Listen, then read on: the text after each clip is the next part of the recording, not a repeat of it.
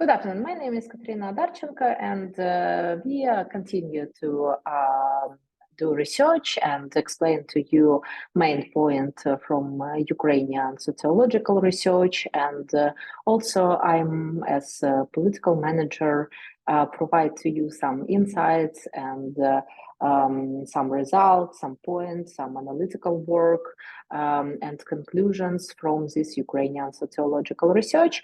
And this work provided with the Institute for Democracy and Development, non-profit, with offices in Kiev and Washington, D.C., and also with SAC Group consulting company, which I represent as political manager.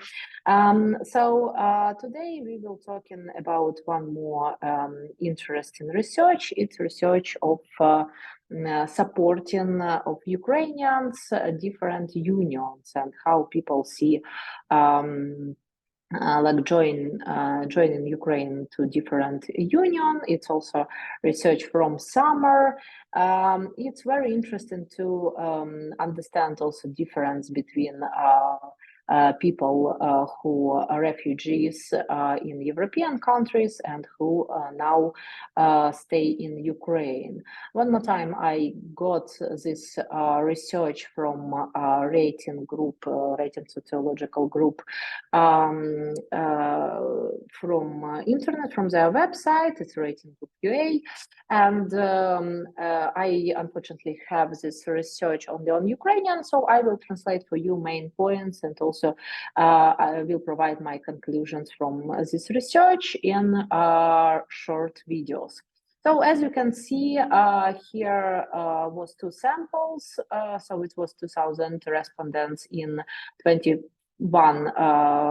European countries where Ukrainian refugees work, and also 2,000 people in Ukraine. So in Europe it was an online system, and in Ukraine it was CAT system, which computer assisted telephone interviewing as a method, and it's a little different margin, so a little higher in Europe and a little lower, 2 and 2 in Ukraine. So it's about methodology and so what generally Ukrainians thinking about international unions and about joining these international unions. It's very important because before war, people like was half and half. Even when we talk about NATO, half people like understand what is NATO and why we need to be there, and half of people still don't understand. Plus, it was problems with terms. So, for example, when you use different names of NATO or full name and a short name, people also was confused about that. But now we see that 83% of Ukrainians in Europe support to join in European Union as union, and 85% people who in Ukraine support this movement to European Union. So with NATO the same, 86% and 83%. So it's the tremendous number of people who now support European integration and integration to NATO.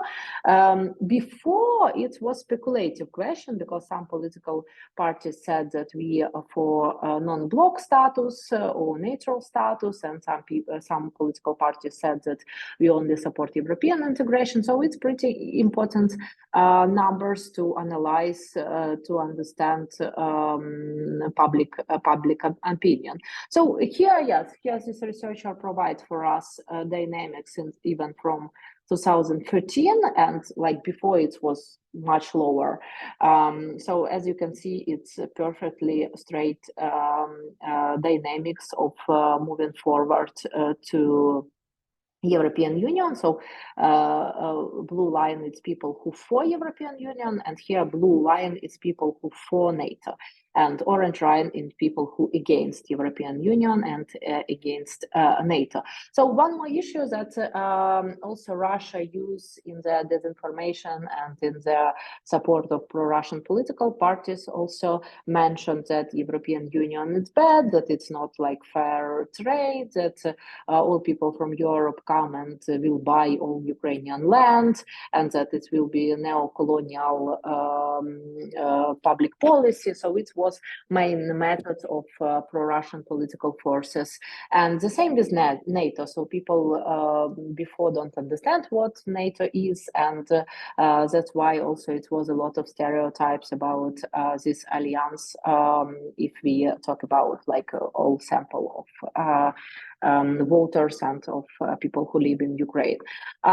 So one more interest in what people was expected before NATO summit, which already gone. So 56% of people was waiting for NATO for guarantees that Ukraine will join NATO, and people was believe that it will be in nearest perspective. So I think that it was a little overwhelmed in the Ukrainian press about that, that we will join NATO tomorrow, So that's why it was disappointing, after NATO summit. But still, as you can see, that some people was waiting for NATO joining, like in several months from this summer till a maximum 1 year. So as you can see, it's also a result of maybe work of Ukrainian press that people waiting for joining to NATO just now, like in this year.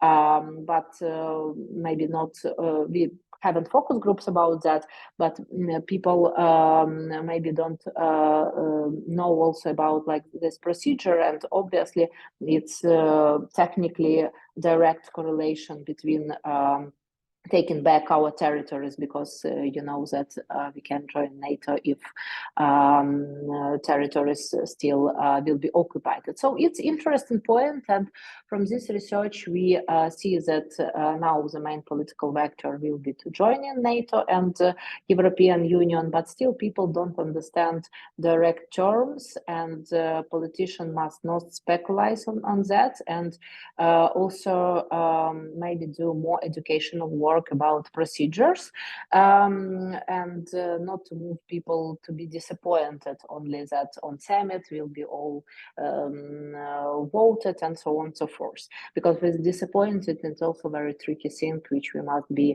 very accurate in the period of war. So thank you for watching. My name is Katerina Odarchenko, and we do this project together with SIT Group consulting company and Institute for Democracy and Development non-profit. And if you wanted to support our work, please donate to Institute for Democracy and Development in Ukraine or in United States, wherever you are in, and we can continue this work and provide this useful information. And thank you for supporting Ukraine.